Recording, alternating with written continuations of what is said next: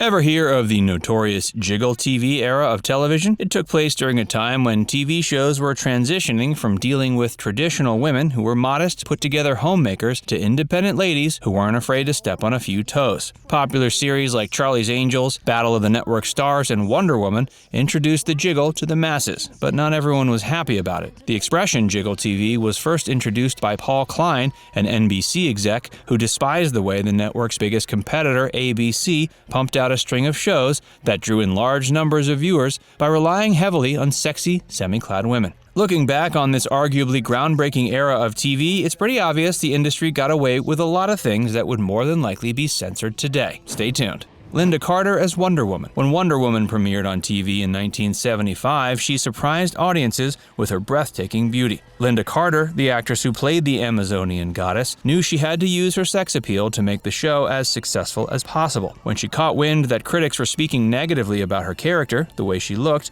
and what it said about society, she fired back. She argued that Superman similarly exploited his masculine sex appeal, so it was purely sexist that Wonder Woman would be judged so harshly because of her big breasts and tight costume. Hey, if you're enjoying this video so far, be sure to give it a like and subscribe to Factsverse. And stick around to find out which guest talk show host Johnny Carson found irresistible. Charlie's Angels first season. The first season of Charlie's Angels is required viewing for Jiggle TV history buffs. It's the only season of that series that features the voluptuous Farrah Fawcett as the blonde bombshell Jill Monroe. This character convinced millions of male viewers between 14 to 65 to tune in to ABC every week from 1976 to 81. While the Angels may have changed a bit throughout the series, the sexy style never did. Throughout its 5-season run, staggeringly gorgeous actresses like Cheryl Ladd and Jaclyn Smith joined the ranks as private investigators who make going undercover to solve crimes look more like a party. Marcia Brady hooked up with her brother. Marcia.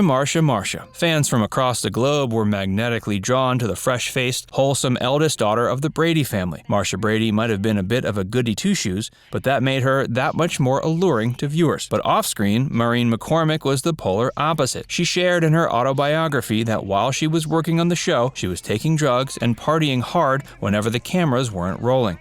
She once even slept with her TV brother, Barry Williams, when they were filming in Hawaii. The second season of Saturday Night Live. Back in the late 70s, SNL was the supreme authority on all things cool. The sketch comedy show was slick and poignant and featured a cast of edgy comics not afraid to dish out hefty servings of irreverent comedy. The show introduced the world to Bill Murray, but his presence wasn't the only reason why so many young comedy fans tuned in every week. SNL wasn't afraid to touch on hot-button issues. Not only that, it also featured some smoking hot young actresses. Lorraine Newman and Gilda Radner were a couple of the most hilarious cast members on the show, and they also served as eye candy. Battle of the Network Stars. It didn't matter if you were a sports fan or not, Battle of the Network Stars was a completely different kind of beast. The audience not only got a chance to see their favorite TV stars competing head-to-head in semi-Olympic games that put their skills to the test, but it was also a pretty glaring example of the kind of programming popular in that era that focused heavily on girls in tight clothing. In fact, this was purely intentional. The series was created with those goals in mind. Carol Wayne and Johnny Carson. Whenever Carol Wayne dropped by the set of The Tonight Show with Johnny Carson as a guest, you knew it was going to be a great episode. She was always a refreshing presence whenever she appeared as curvaceous matinee lady in Carson's Art Fern's Tea Time movie sketches, where she delivered seductive one-liners full of innuendo that would have even made Hugh Hefner blush a little bit. Wayne was a fixture of TV in the 70s, but her most memorable appearances were on The Tonight Show. Carson appeared to genuinely enjoy working with her as a comedic partner. Although she died in the early 80s, her legacy lives on. Charles Bronson and Jill Ireland. This London native fox was a big hit with viewers, and guys always seemed to be attentive whenever she showed up on TV, whether she was appearing on The Man from U.N.C.L., Star Trek, or Mannix. Ireland also made numerous appearances in films, often alongside her husband Charles Bronson. Chuck and Jill starred in more than 10 films together, which shows how deep their love for each other ran. Yeoman Barrows on Star Trek. Actress Emily Banks stole our hearts and minds when she portrayed the one-off character Yeoman Barrows on Star Trek in the memorable episode Shore Leave. She and the rest of the Enterprise crew were astounded by the illusions on the Shore Leave planet where she was seduced by Dr. McCoy. She may have made only one appearance as Barrows, but her character went on to become a bit of a nerdy sex symbol. Helen Slater as Supergirl. Christopher Reeve was pretty easy on the eyes in his own right. After all, he portrayed the definitive Superman in his day. But it's Helen Slater who really got people's blood pumping faster than a speeding bullet. Slater landed the role when she was just 18 and was 19 when the film wrapped. You might be wondering how she got the role at such a young age.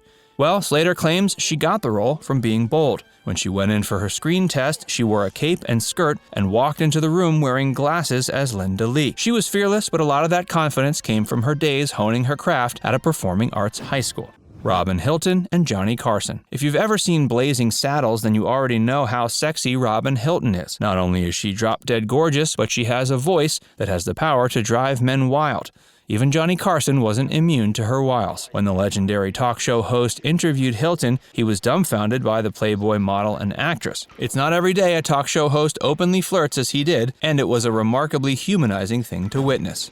Sally Field on the set of Gidget. When Gidget first hit the airwaves, that tiny surfer girl quickly won over our hearts. But it wasn't the character per se as much as it was the young woman playing her. Sally Field was a nobody before she rose to fame portraying Gidget. And when she was auditioning for the role, she reportedly didn't even know what it was for. When she landed the role in 1965, Field was 19 years old. She went on to have noteworthy roles in shows like The Flying Nun and The Girl with Something Extra. In 1962, she made her film debut as an extra in the film Moon Pilot. In 1976, she won a Primetime Emmy Award for Outstanding Lead Actress in a Limited Series or Movie for her role in the television film Sybil. Field went on to have a fairly prolific film career, appearing in films like Smokey and the Bandit, Steel Magnolias, Mrs. Doubtfire, and Forrest Gump. Now it's time to hear from you. Are you a fan of the shows that were part of the so-called Jiggle TV movement? Let us know in the comment section below. And before you go, make sure you give this video a like and subscribe to Facts Verse if you haven't already. Click the bell icon to stay updated on all our latest content.